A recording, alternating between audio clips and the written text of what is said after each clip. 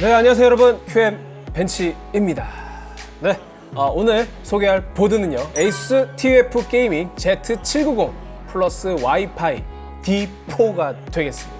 네, 모델명에서 알 수 있는 게 많죠. 일단 Z790, 그러니까 인텔 12세대, 13세대와 호환되는 보드고요. 그 다음에 와이파이 지원하고 D4입니다. DDR5가 아니라 D4예요.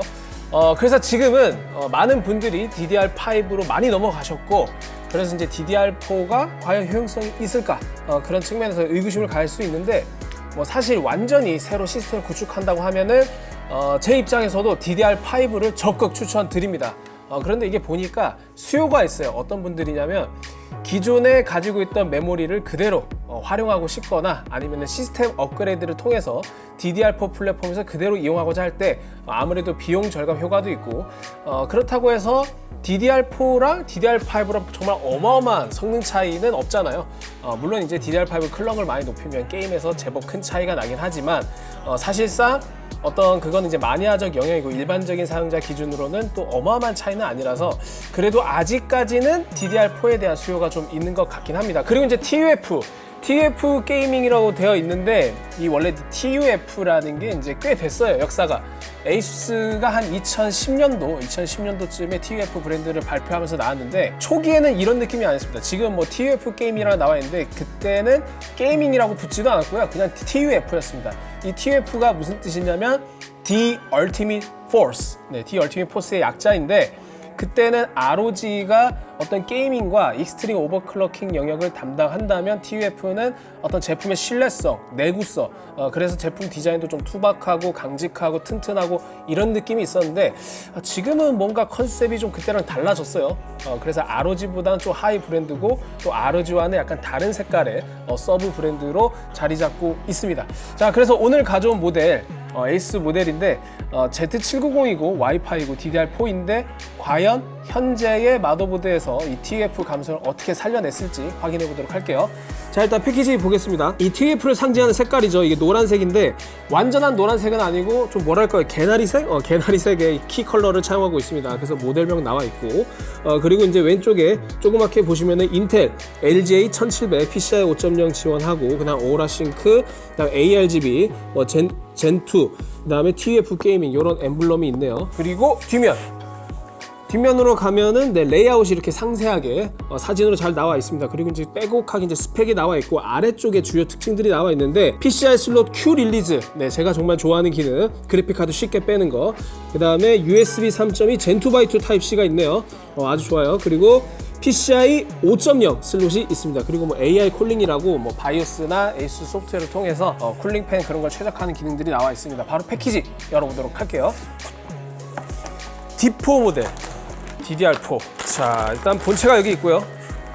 본체를 꺼내면 안에 이렇게 생겼습니다. 요거를 제껴주시면 액세서리가 나와요. 이게 이제 그 고급형 모델은 아니라서 액세서리가 그렇게 풍성한 구성은 아니고 아주 기본적인 것들을 제공합니다. 그리고 여기서 제 눈에 띈, 왜 USB를 안 주고 또 DVD를 주는 겁니까? DVD. 설치 DVD. 이거 ODD 없잖아요. 제발 USB로 주시고요. 그 다음에 매뉴얼. 매뉴얼이 있습니다. 이 매뉴얼에는 당연히 한국어는 없고, 이렇게 영어로 표시가 되어 있어요. 한번 좀 읽어보시고. 그 다음에 SATA 케이블. SATA 케이블 이렇게 한 쌍이 있습니다. 그리고 나머지는 뭐 M.2, 나사 뭐 이런 것들이 있어요. 그리고 또 뭐야? 에이수스 웹 스토리지 이용권이 있네요. 그래서 이거 관심 있으신 분은 이거 확인하시면 좋을 것 같고. 그리고 초기에 제가 말씀드렸죠. TUF의 정체성, 어떤 제품에 대한 신뢰성, 내구성, 튼튼함 이런 것들을 강조했다고 하는데, 그래도 그 정신을 까먹지는 않았습니다. 이렇게 보시면 TUF에 대한 어떤 안정성, 신뢰성, 인증서를 이렇게 따로 줘요. 그래서 본인들이 얼마나 이 내구성 테스트를 빡시게 했는지, 그리고 이 제품의 신뢰성이 얼마나 좋은지 이런 것들을 나열하고 있습니다. 근데 이거는 저는 아예 그냥 뭔가 마케팅 차원이라고만 치부하고 싶지 않은 게, 제가 이제 그 대만의 에이수스 본사 공장에 이제 가본 적이 있는데, 그 QC 과정에 대해서 그 설비라든지 테스트한 장비들을 좀 봤거든요. 확실히 좀 테스트를 빡세게 하긴 합니다. 그러니까 어느 정도냐면은 제품을 생산해가지고 막 계속 진동시키고 위에서 떨구고 막 그런 것들을 계속해서 해서 이 제품이 외부의 충격이라든지 그걸 얼마나 견딜 수 있는지 그런 것들을 자체적으로 검증을 하더라고요. 그래서 그런 아주 전문화된 그런 설비가 있다는 거는 확실히 제품에 대한 내구성과 신뢰성을 높이는 데 도움이 되는 것 같고요. 그리고 TUF 스티커를 줍니다. 네, TUF 스티커. 네, ROG 스티커가 우리한테는 더 익숙한데, 네, TUF 스티커는 이렇게 TUF를 형상화한 엠블럼들이 나와 있고, 그리고 사실 이 디자인이 묘하게 미국스러워요. 네, TUF가 처음 나올 때부터 디자인이 약간 미국스러운 느낌이 있었는데, 아무래도 그 밀리터리 컨셉이랑 좀 유사한 면이 있거든요. TUF의 디자인들을 보면은. 그래서 이런 좀 북미스러운, 미국스러운, 그 다음에 밀리터리 요소가 좀 있는 그런 디자인인 것 같습니다. 그리고 하나 좋은 건 그 에이스 보드에서 찾아볼 수 있는 구성인데, 여러분들 보드 보시면 배터리가 있잖아요. 리튬 배터리. 그 배터리가 은색으로 빛나는데, 그 은색으로 빛나는 게 사실 어떤 보드의 전체적인 디자인과 조화가 안 될 때가 있거든요. 그래서 에이수스는 뭐 ROG 보드, 스트릭스 보드, 그다음 TUF 보드 이런 것들은 이렇게 배터리에 스티커를 붙이라고, 이렇게 제품 정체성을 유지하라고 이런 것들도 제공을 해줍니다. 이렇게 번개 표시도 있고. 그래서 이런 것들은 뭐 괜찮은 것 같아요. 정말 감성에도 도움이 되고. 자, 본체 보도록 하겠습니다. ASUS TUF Z790 와이파이 DDR4 모델이 되겠습니다. 네, 이렇게 생겼고요. 디자인은 전형적인 TUF 보드답습니다. 그러니까 전반적으로 그냥 블랙이야. 깔끔하게 블랙이고, 여기 보시면 기판도 블랙이고 히트싱크 모두 블랙입니다. 물론 완전히 다 블랙으로 수놓으면은 조금 이제 단조로울 수 있으니까 군데군데 약간 회색으로 처리한 그런 요소들이 보이고 있고요. 그 다음에 보드 폼 팩터는 ATX 폼 팩터입니다. 그리고 이제 히트싱크가 이렇게 기역자 형태로 배열이 되어 있고요. 곳곳에 TUF를 상징하는 엠블럼이 있습니다. 이렇게 CPU 뚜껑에도 TUF 게임이 나와 있고, 칩셋 히트싱크에도 TUF가 이렇게 사선으로 나와 있는데, 이 폰트 디자인이 아까 제가 말씀드린 것처럼 약간 미국스러운 혹은 밀리터리 느낌이 나는 그런 디자인이에요. 자, CPU 보조 전원은 8+4핀으로 구성되어 있고요. 이게 지금 딤 슬롯이 4개가 있는데 이거는 DDR4입니다. 그래서 DDR4 5000 이상, 5333MHz, 그리고 128GB까지 구성이 가능하고요. 그 다음에 이제 이 단자들을 보면은 여러분들 그 RGB 단자 중요하잖아요. RGB 단자 같은 경우는 5V 3개, 12V 하나입니다. 그래서 ARGB 단자는 위쪽에 하나, 아래쪽에 2개가 위치해 있다는 거 참고해 두시고. 네, 그리고 이제 오른쪽으로 가면은 메인보드 전원 커넥터가 있고, USB 3.2 Gen2 타입C 포트가 있습니다. 그 아래쪽에는 USB 3.2 Gen1 프론트 헤더가 있고요. 이렇게 왜 이렇게 USB 인터페이스는 헷갈리는지 모르겠네요. 자, 그 다음에 SATA 포트 2개가 있습니다. 근데 2개가 끝이 아니고 아래쪽에 또 2개가 있어요. 그래서 총 4개 지원하고 있습니다. 사실상 요새 이제 SATA 포트가 많이 줄어들었죠. 그래도 이제 6개 정도 지원해주면 좋은데, 이 보드는 4개만 지원하고 있네요. 그리고 아래쪽에 보시면 USB 헤더들이 있고, 그 다음에 왼쪽에는 프론트 패널, 오디오 패널 그런 것들이 위치하고 있네요. 그리고 이제 깨알같이 이 사운드 칩셋 커버에도 이 TUF 엠블럼이 새겨져 있습니다. 그 다음에 지금은 히트싱크에 가려져서 잘 안 보일 수가 있는데, M.2 슬롯이 총 4개가 마련되어 있어요. 여기 하나, 둘, 셋, 넷 이렇게 4개가 구성되어 있고, 그래서 생각보다 PCI 익스프레스 슬롯이 많습니다. 가장 위에 있는 거는 PCI 5.0 16레인을 지원하는, 여기다 그래픽 카드를 장착해야 됩니다. 이게 있고, 그 다음에 PCI 3.0 X1짜리가 2개가 있고, 그 다음에 PCI 4.0 X4짜리가 하나, 둘, 이렇게 2개가 있습니다. 그래서 여러분들 헷갈릴 수 있는데, 가장 아래쪽에 있는 슬롯은 생긴 것만 보면은 X16 슬롯이지만 실제로 지원하는 최대 레인은 4배, 그러니까 즉 4개 레인이 끝이라는 거 참고해 주시면 좋을 것 같습니다. 그래서 PCI 레인이 4개밖에 지원이 안 되기 때문에 여러분들 그래픽 카드는 반드시 여기에 장착해 주셔야 되고, 그 다음에 제가 좋아하는 PCI Q 릴리즈 기능 TUF에도 장착되어 있습니다. 그래서 여기 오른쪽에 버튼을 눌러주시면 이 걸쇠가 수평 이동하면서 그래픽 카드 탈착이 아주 손쉬운 그런 특징을 가지고 있고요. 자, 그래서 전원부 히트싱크, 그 다음에 기본적인 메인보드 레이아웃에 대해서 살펴봤는데 어떠신가요? 전반적으로 예전에 그 TUF가 가지고 있던 어떤 그 단단하면서도 조금 단정된 그런 느낌은 여전히 가져가고 있지만, 예전보다 투박스러운 느낌은 조금 뺀 것 같아요. 그래서 아무래도 TUF 게이밍으로 변모했기 때문에 조금 더 날렵한 디자인을 선보이는 것 같고, 뒷면을 보시면 네, 뭐 백플레이트나 그런 구성은 없습니다. 그래서 저는 굉장히 아쉬운 게 예전에 그 TUF 보드라고 하면은 정말로 장갑차를 연상시키듯이 굉장히 전면부도 그렇고 후면부에도 그렇고 아머가 굉장히 떡칠되어 있는 그런 느낌을 되게 좋아했거든요. 근데 현세대 TUF 게이밍은 아무래도 컨셉을 좀 바꿔서도 그렇고 조금 더 그 본연의 맛이 좀 사라진 듯한 그런 아쉬움은 있습니다. 자, IO 포트 가볼게요. 네, IO 포트는 이제 상단에 내장 그래픽 출력을 위해서 DP 포트, HDMI 포트가 있고요. 그 다음에 USB 3.2 Gen 1 타입 A가 4개가 있습니다. 그리고 이쪽에 보시면 USB 3.2 Gen 2x2 타입C가 하나가 있고요. 그 다음 밑으로 가시면 USB 3.2 Gen 2 타입 A 2개가 있고, 그 다음에 타입C가 하나가 있고 2.5GHz 랜이 있습니다. 그리고 아래쪽에 와이파이 6, 네, 와이파이 6, 블루투스 5.2도 지원하고요. 그래서 와이파이 안테나 연결을 위해서 이렇게 모듈이 있고, 그다음 아래쪽에는 오디오 포트가 있습니다. 그리고 제가 아까 액세서리 설명하면서 안테나를 빼먹었는데, 이 박스 보시면 겉박스가 이렇게 생겼거든요. 겉박스가 이렇게 생겼는데 여기 안쪽에 이렇게 와이파이 안테나가 있습니다. 이렇게 한번 꺼내볼까요? 이건 뭐 항상 보여드린 거라서 특별할 거 없는데, 여기 보시면 네, 이게 바로 에이수스 와이파이 안테나입니다. 와이파이 지원 모델이기 때문에 이거 뒤편 IO 포트에 꽂으셔가지고 네, 와이파이 사용하시면 되겠습니다. 자, 이렇게 보드 외형을 모두 살펴봤으니까 전원부 한번 분해해가지고 속살 한번 구경해보도록 하겠습니다.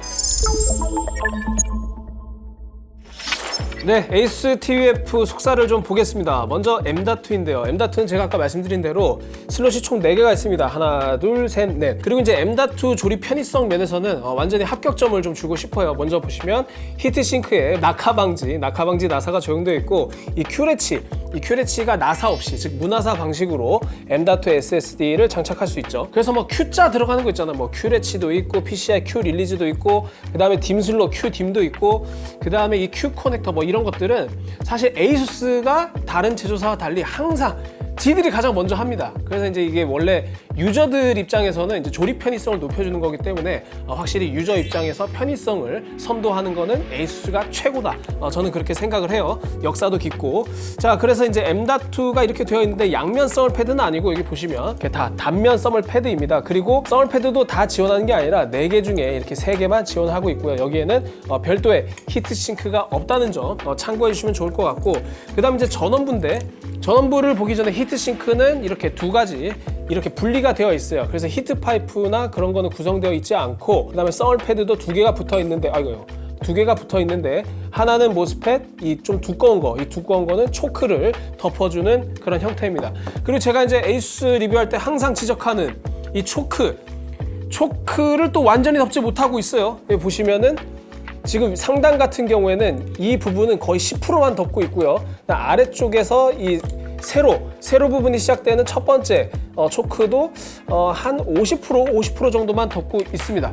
그래도 심한 경우에 한 반 정도밖에 안 덮는 경우도 있는데, 그래도 TUF는 나머지 초크는 그래도 70에서 한 90% 정도는 이 서멀 패드가 덮는 그런 형태예요. 그래서 보시면은 서멀 패드가 이렇게 발라져 있는 형태가 성의가 없어. 기본적으로 좀 뭐랄까요, 그 깔끔하고 레이아웃이 정확한 게 아니라 이런 것들에 대해서 이렇게 크게 신경을 쓰지 않는 모습은 여전히 발견되고 있습니다. 다만 그 기존의 에이수스 보드보다는 그래도 배치가 좀 양호했다는 거, 이걸 말씀드리고 싶고, 그 다음에 이 TUF라는 거는 내구성과 신뢰성 이런 것들을 강조하는 브랜드이다 보니까 제 개인적인 생각으로는 TUF에는 그래도 히트 파이프가 들어가 주는 게 어울리지 않나, 그런 생각도 드네요. 그리고 이제 전원부는 16 플러스 1 페이지로 구성되어 있고, 그 다음에 드라이버 모스펫 페이지당 60A로 확인이 되었습니다. 사실 전원부 온도 같은 경우에는 이 히트싱크가 전원부 히트싱크랑 IO 커버까지 모두 통짜로 구성이 되어 있기 때문에 전원부 온도 측면에서도 양호한 성능을 보여줄 것으로 예상이 되네요. 자, 그럼 저희가 Q4조 테스트 결과를 확인하면서 살펴보도록 하겠습니다. 네, 테스트 시스템입니다. CPU는 인텔 코어 i9 13900K를 장착했고요. 먼저 저희가 이제 부스트 클럭부터 분석을 해봤는데요. 기본 상태에서 그래도 비교적 클럭을 잘 유지합니다. 5.5GHz를 유지하다가 소폭 떨어져서 평균 클럭은 5.4GHz 정도를 기록했고, 저희가 이제 5.5GHz를 고정한 오버클럭 세팅에서는 5,500을 당연히 잘 유지하고 있죠. 다음은 게임 구동 시 부스트 클럭인데, 게임 구동할 때는 이제 소비 전력이 낮다 보니까 5.5GHz를 잘 유지하고 있습니다. 자, 소비 전력이 전력인데요. 소비 전력은 기본 상태에서 블렌더 구동 시 261W, OC 모드에서는 250W 정도를 기록했습니다. 다시 한번 말씀드리지만 이 OC 모드는 어차피 5.5GB가 달성 가능한 저희가 이제 최저 전압을 적용했기 때문에 기본 상태보다 소비 전력이 낮았다는 거 참고해 주시고요. 자, 다음은 전원부 온도인데요. 저희가 이제 센서를 내구액에 걸쳐서 센서를 장착해서 온도를 확인해 봤습니다. 먼저 기본 상태에서는 최고 66.9도를 기록했고요. 5.5기가 OC 세팅에서는 최고 63.4도로 조금 더 낮은 온도를 기록했습니다. 열화상 카메라로 봤을 때 후면 PCB 온도 같은 경우에는 기본 상태에서 최대 75.1도, 5.5기가 고정 상태에서는 최대 68.6도를 기록했습니다. 다음은 M.2 SSD 온도도 좀 확인을 해봤는데 히트싱크를 설치하지 않았을 때 피크치 온도는 92도, 평균 86.7도가 나왔고요. 나머지 슬롯 3개, 즉 히트싱크가 포함된 M.2 SSD 슬롯은 평균 60도 중반에서 70도까지 치솟았고 최고는 약 76도까지 치솟는 모습입니다. 상당히 양호한 그런 온도라고 볼 수 있고, 마지막으로 저희가 부팅 속도를 테스트해 봤는데 ASUS TUF 게이밍 Z790 플러스 와이파이 D4 모델은 19.49초로 대조군 중에는 비교적 빠른 속도를 기록했습니다. 네, 지금까지 ASUS TUF 게이밍 Z790 플러스 와이파이 D4 모델을 살펴봤는데요. 거듭해서 말씀드렸지만 이건 이제 DDR4 모델입니다. DDR4. 그래서 이제 기존의 시스템 부품이라든지 이제 메모리를 활용하시는 분들한테 좀 적합한 모델이고, 사실상 저는 790이랑 D4 조합은 좀 아쉬워요. 790이면 D5 가져야죠. 그래서 새로운 시스템을 구축하시는 분들은 D5가 좋고, D4 같은 경우에는 이제 확실한 수요가 있을 때 고려해 보십사, 이렇게 좀 소개를 드리고 싶습니다. 그리고 이제 와이파이를 지원하기 때문에 근데 이게 지금 가격이 좀 비정상적입니다. 지금 제가 확인을 해 보니까 가격이 한창 저렴할 때보다 지금 굉장히 많이 높아진 상태거든요. 지금 보니까 45만 원을 넘어가고 있는데 지금 가격으로는 메리트가 상당히 떨어집니다. 지금 와이파이 모델이 제외된 버전도 있거든요. 지금 이 TUF 게이밍 Z70 플러스가 D5 모델이 있고 D4 모델도 있고, 그 다음에 D4 모델 중에서도 와이파이도 없는 모델이 있는데 와이파이 없는 모델이 훨씬 더 저렴합니다. 30만 원 중반대니까. 그래서 굳이 무선 기술이 필요하지 않으신 분들은 굳이 지금 이 비싼 가격을 형성하고 있는 와이파이 모델보다는 노멀 모델로 가시는 게 좋을 것 같아요. 그리고 이제 전반적인 품질을 봤을 때는 전원부 같은 경우에는 온도가 상당히 괜찮았어요. 하지만 제 기대만큼 좋지는 않았습니다. 내심 60도대의 전원부 온도를 좀 보고 싶었는데 열화상 카메라 기준으로 근데 그거보다는 좀 높았고, 개인적인 판단으로는 이제 TUF라는 게 내구성, 신뢰성 이런 걸 강조한 만큼 이 정도 가격이면 히트 파이프 정도 넣어주는 게 좋지 않나, 그런 생각도 들었습니다. 그리고 뭐 전반적인 디자인은 예전에 이제 TUF와 같은 어떤 강력한 내구성을 자랑하는 튼튼함 그리고 듬직함 이런 모습은 좀 사라졌지만, 그래도 이제 블랙 바탕으로 조금 더 날렵한 그런 형태의 트렌드를 따라가는 모습은 뭐 크게 나빠 보이지는 않아요. 그래서 아까 말씀드린 것처럼 결국 이 지금 DDR4 모델이라는 거는 한정된 수요층이 있을 수밖에 없는데, 지금으로서는 가격이 이 제품을 선택하기 가장 꺼려지는 점이 아닐까 생각이 듭니다. 다시 한번 말씀드리지만 와이파이가 필요 없다.